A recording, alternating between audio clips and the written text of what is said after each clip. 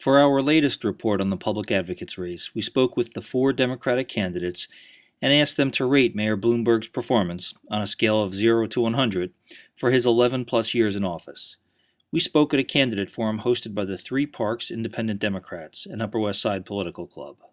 Yeah, I'd say I'd give him a B minus. I think the first 2 terms were outstanding. I think that what he did for the city economically is profound and kept us sort of even keeled. The issues have been in this a third term that we should have put to a referendum, and it really sticks in the craw of most New Yorkers that he has a third term that in many ways didn't happen in the right kind of framework.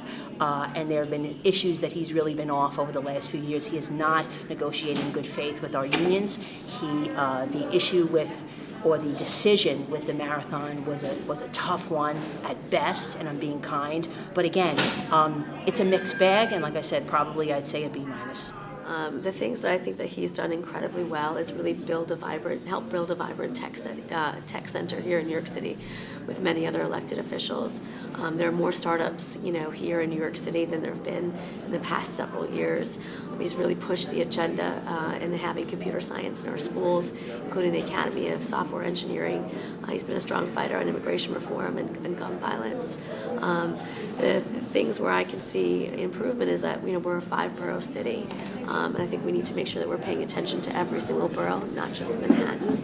I think that that's an important issue. I also just think that, we have to make sure that we are supporting our teachers and making sure that they get professional development, training them in the skills and the jobs so they can train our kids in the skills and the jobs of our future. I also believe that, education is not about a testocracy.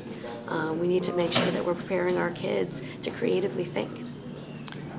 Look, there's no question that this transition is going to be very significant. The mayor has cast a very, very large shadow for a whole lot of reasons, and I think the entire civic conversation and beyond. And I got to tell you, there are issues on which I really agree with the mayor. And I think when you look at the smoking ban, when you look at the vision of the Harbor Park, which I've also been very, very involved in, when you look at things like getting the Sword Park urban renewal area done and the way the administration has been supportive of that, you really have to give enormous credit. And there are areas where I really disagree strongly, and disagreed on homeless policy and social services policy. I think there's no question that we need more of a parent voice in the school system. So what I would say is there are some areas in which I would give him a 90 to 100, and some in which I would give 0 to 20. I can just say I've agreed with the mayor on a number of issues.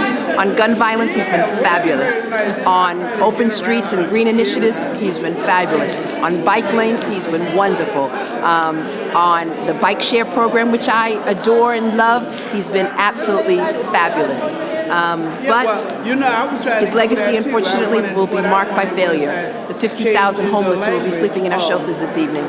The rezoning of the city of New York, which has not incorporated enough affordable housing in the city of New York. And unfortunately, there is this disconnect with the mayor of the city of New York against working families. And so the wage stagnation in our city, the growing inequality concerns a lot of New Yorkers. And as the next public advocate, I will be a loud voice to correct that and turn that around. The voice of individuals who feel that they don't have a friend in government, an ally in government, and someone who understands all that they are going through. And I just thank you again. Thank you.